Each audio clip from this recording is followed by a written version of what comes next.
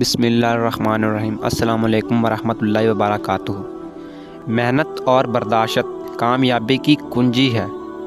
عقل مند بولنے سے پہلے اور بے وقوف بولنے کے بعد سوچتا ہے۔ بغیر عمل کے علم ایسے ہے جیسے بغیر روح کے جسم۔ احسان کی خوبی یہ ہے کہ اسے جتایا نہ جائے۔ روشنی کی امید رکھو مگر امیدوں پہ زندگی مت گزارو۔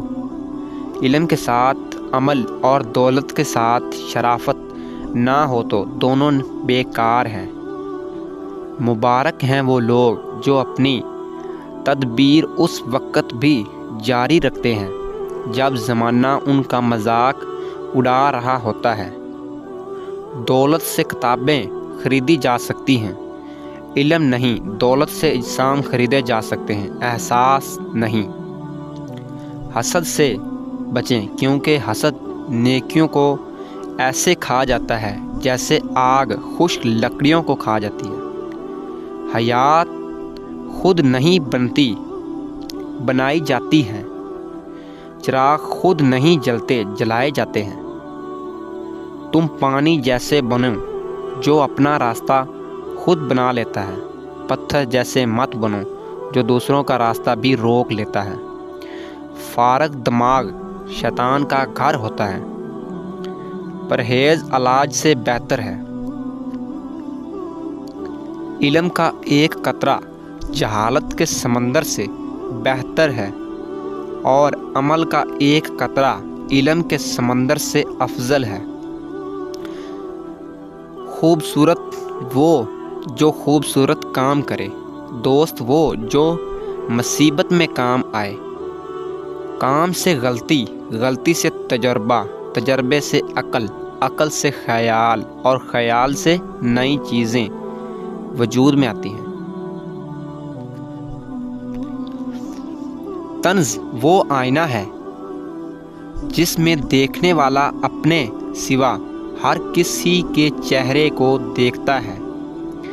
برائی جیت تو سکتی ہے لیکن برائی کی نصیب میں جشن فتح نہیں ہوتی۔ علم خرچ کرنے سے بڑھتا ہے، کم نہیں ہوتا۔ آزاد خیال ہونا کوئی بری بات نہیں لیکن آوارہ مزاج ہونا بری بات ہوتی ہے، بلکہ ادب سے ہوتی ہے۔ اپنے کل کو بہتر بنانے کے لیے اپنا آج سنوارو۔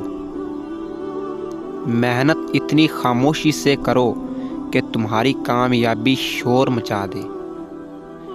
بہترین انسان عمل سے پہچانا جاتا ہے، ورنہ اچھی باتیں تو دیواروں پر بھی لکھی جا سکتی ہیں۔